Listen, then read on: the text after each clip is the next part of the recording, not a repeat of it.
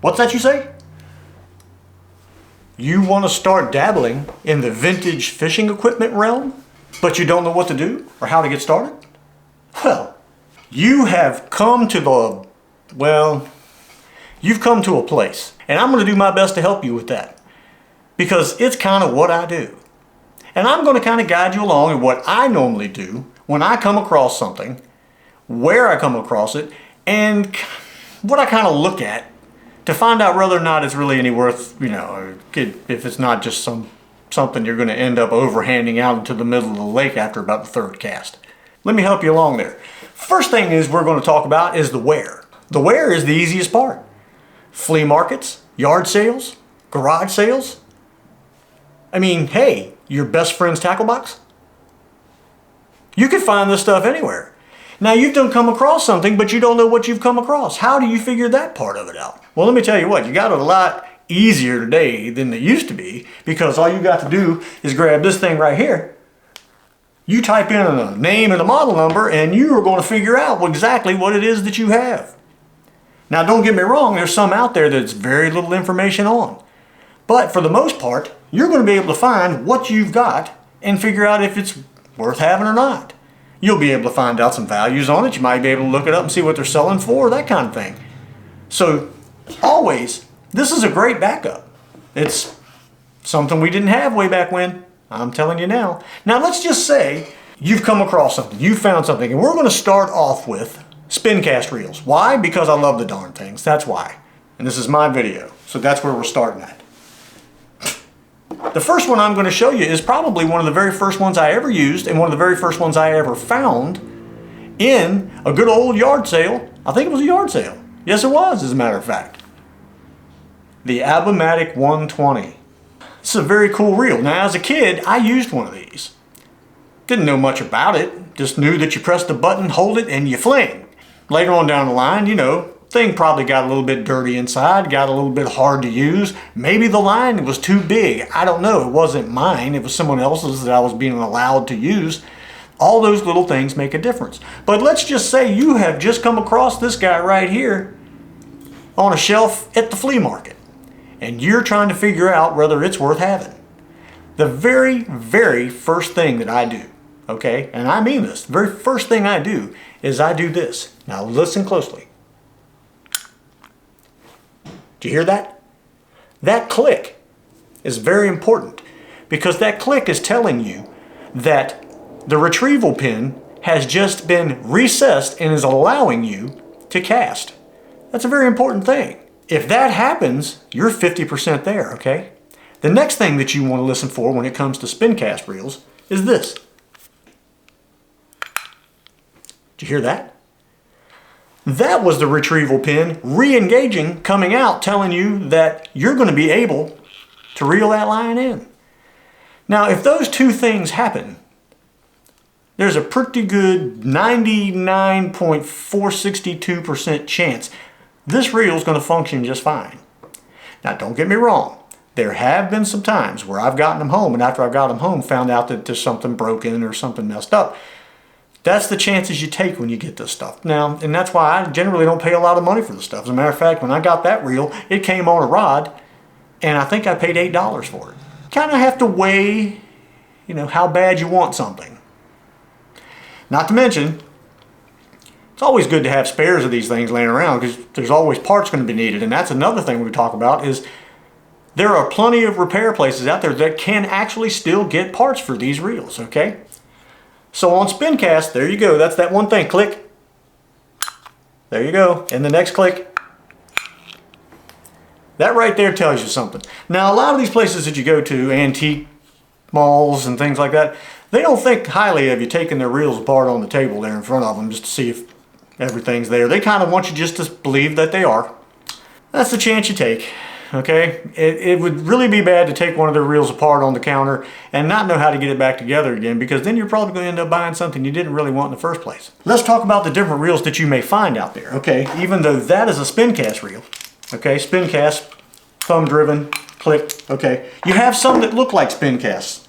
For example, this is still considered a spin cast reel, but you don't cast it upward, you cast it downward. It's an underspin. So there's things about this reel that are very much just like the other one. Your button's back here, okay? You heard that click? You heard that click? You can only use it this way though, but it works, okay? That's just the differences you're gonna see. That's just two differences there in a spin cast reel. Now we're gonna jump to another type of reel. A reel I generally don't talk about very often, but we're going to anyway. The baitcaster. Now this is a late 80s, early 90s ambassador, okay? And this one happens to be a 4600 C3. Same thing goes for these. They still have a button. Hear that click? Hear that click? They still have a button. See the guide going across there?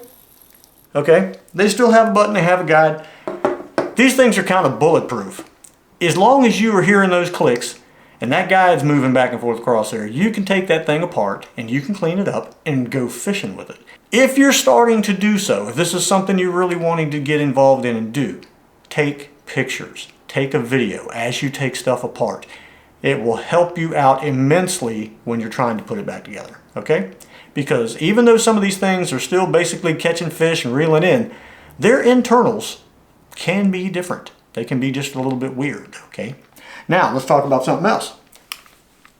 Spinning reels. Spinning reels kind of fall into that same category.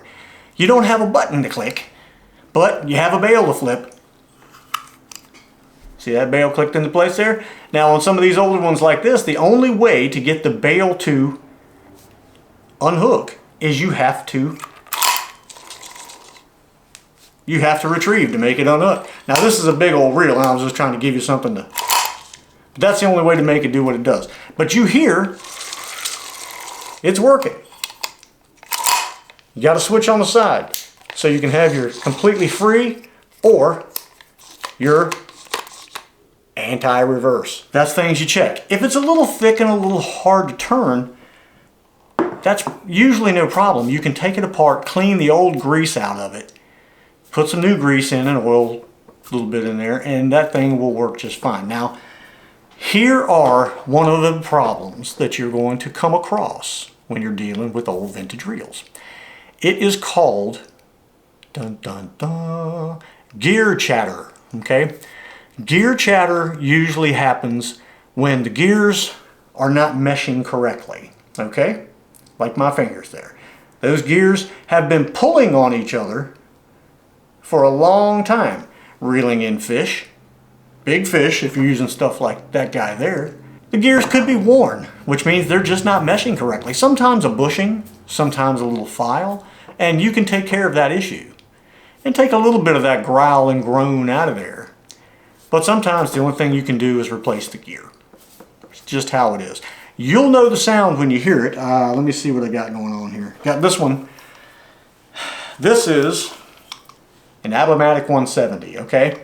This one came apart on me one day while I was using it, and the gears kind of got on top of each other instead of in between like they should have been, and it kind of messed up some of the gears, and I had to get in there and file a little bit. Now this one you're going to hear.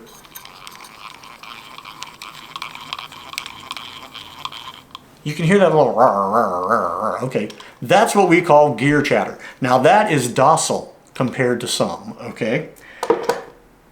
Just one of those things that it can be really loud, let me tell you. Sometimes it can sound like a pencil sharpener or a coffee grinder. It can get pretty ugly.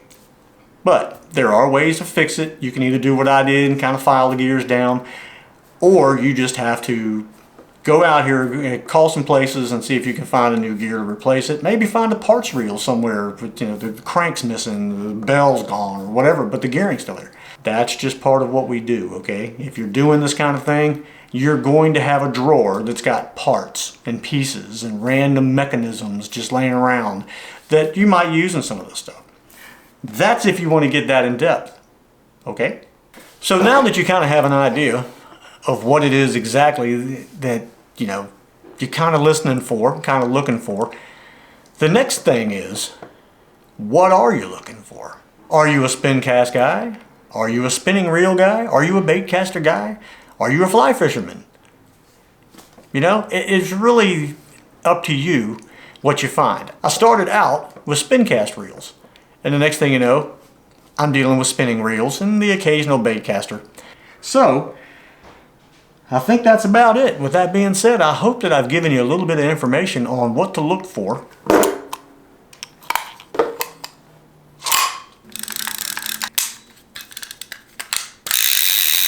Just a few things to look for when you're out there and the places that you're going to find them. Those are totally up to you. So the next time you're driving down the road and you see that big sign on the side of the road that says yard sale, pull in. You don't know what you might find. You really never know. Next time you're driving down the interstate and you see a sign on the side of the road that says flea market or antique store, whatever. If you got the time, buzz in there. Be careful though at antique stores, because antique stores, they think a lot of their stuff, usually. Yeah, they usually think they have more than what they have, and they're very willing to let it sit on the shelf for 5, 10, 12 years at that same price. It's just how it is. Where flea markets, people tend to be a little bit more about, you know, oh, give me $15. Oh, I got 12. All right.